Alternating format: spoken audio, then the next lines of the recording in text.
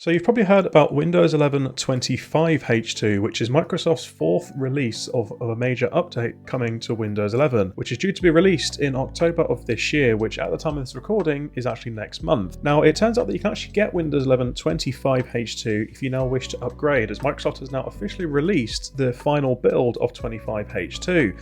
Now, I'm going to be showing you how to do that exactly in today's video. So before we do go ahead, quick introduction. My name is Matthew from Matthew's Tech Hub. Welcome back to the video, everyone. Hope you're doing well. So without further ado, let's roll that intro and jump straight into the video. Okay, so now we're back on the Windows 11 desktop. Now, first thing is you need to make sure that your version of Windows is up to date. So there is two ways of getting 25H2. Obviously, you can do a fresh install if you wish to install it onto a brand new PC and basically wipe everything. Or what most of you will probably be doing is you'll probably be doing an in-place upgrade, which is where you'll be upgrading directly, say, from 23H2, then or even 24H2, and then upgrading straight up to 25H2. Now, first thing is we're going to be doing this as a in-place upgrade. So if we jump into the start menu and then jump into settings, I'll just show you that I am actually on the 24H2 build of Windows 11. Now, eventually 25H2 will come out as a standard Windows update, and obviously you can do that just by going into Windows Updates and then just keep on downloading and installing all the latest updates, and all of a sudden you'll then notice that you'll get another version called 25H2. Now, that is, as I said, is going to be released in October, so a little bit away from that just yet, but if you are desperate to get onto 25H2, then this is how you can get the official ISO from Microsoft. Now, jumping over to our browser here, which I'll just show you, we are actually on Windows Central site, which they've actually published an article which shows all of the different language versions for 25H2 that you can download to date. Now, as you can see, you've got English US and English UK. So it's worth noting that if you are going to be doing an in-place upgrade, you do need to install the right version. So when I say right version, is make sure you install the version of Windows or the language version that you installed when you initially set up Windows. So for example, I actually installed and configured Windows 11 for English UK, so I will be needing this ISO here. If you do an in-place upgrade and use a different language version, you may risk losing your software installed on the PC.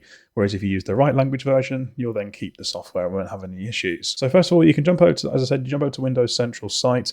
And again, I'm going to be downloading the Windows UK version. So I'm going to click on this blue link right here. They do also have ARM as well. So if you are running an ARM-based processor, obviously you can get that version as well. Now, as I said, these are officially from Microsoft servers. And again, if I just copy this link here and just paste it into a browser at the top, you can see that it is from an official Microsoft domain name. Now, once you've clicked on the ISO, it will just begin downloading the file in your browser. It's going to take a little bit of time because the ISO has gotten a bit larger in size compared to what they usually used to be, but this one, at the time of this recording, is currently 7.2 gigs in size. So I'm going to let this download. I'm going to pause the video and be back with you guys in just a moment. Okay, so once the ISO file has downloaded, what we're going to do is going to go into our File Explorer and then jump straight into our downloads, and you'll then see that you will then have the file here. Now, what you can do is just right click on the file, give it a moment, and then you can then click on mount, and that will then basically mount it almost like a CD. And then once it's finally trying to mount the file, you're then going to click on open just like this, and it will then open up the ISO files, content files, as you can see right here. Now we're going to first off just jump straight into the setup file, which will be right here. Double click on this and then click on run, and it's then going to ask you whether you user account control, do you want to make change to this device? It's going to select on yes. Give that a moment, and it should then open up the Windows 25H2 installation window. Now, once the window opens up, it will ask you if you want to install Windows 11, and there is a couple of options that we can change here. So you've got change how setup downloads updates. So if obviously you want to download all the latest drivers and feature updates available for the upgrade, you can do that, but I'm just going to do not right now just to get things speeding up a little bit quicker here. But I would probably recommend just leaving it as it is, just because, again, there's no sort of harm on getting those latest updates, really. So what it's now going to do, it's going to check the PC. It's just going to make sure that we are eligible to install this. Obviously, like all Windows 11 builds, you will need TPM enabled and various other things as well. So just make sure you do have those in place already. And then what you can do now is going to ask you if you want to accept the license terms and agreement. It's going to click on accept right here. And this is going to ask us to choose what to keep. Obviously, because we're doing an in-place upgrade, it's going to keep everything, and it's just going to directly upgrade us from 24H2 straight to 25H2. Now, again, it's going to check to make sure we've got enough space and various other things. So I'm just going to allow this to process, and I'll be back with you guys in just a moment. Okay, so once it's done initial checks, you'll then just be asked to confirm everything. So you can see it's going to install Windows 11 Pro, and it's also going to be keeping our personal files and applications. That's perfect, exactly what you wanted. Now, all you can do is just click on install in the bottom right-hand corner like this, and it will then begin installing the 25H2 update. Just walk away, go grab a coffee, and just let your computer do what it needs to do. And then, like I said, it will just take a bit of time, so let that process, and then it may restart a couple of times, as it does advise here, and then all of a sudden it will then restart and bring you back to the desktop. So I'm going to let this process, and I'll be back with you guys in just a few moments. Now, whilst 25H2 is installing, your PC will restart a couple of times, and you will eventually be brought to this black screen here, which is just before it does finish installing.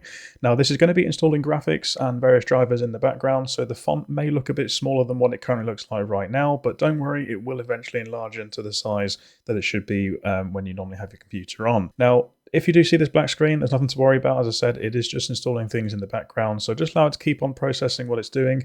And again, I'm going to let this carry on, and I'll be back to you guys in just a few moments. Okay, so once the computer actually restarts, you will then be brought back to your desktop, and you may end up get this little window here, which has come up for me saying your Windows update is now complete. Let's explore what's new. Well, there isn't actually a great deal that's new in Windows 11 25H2.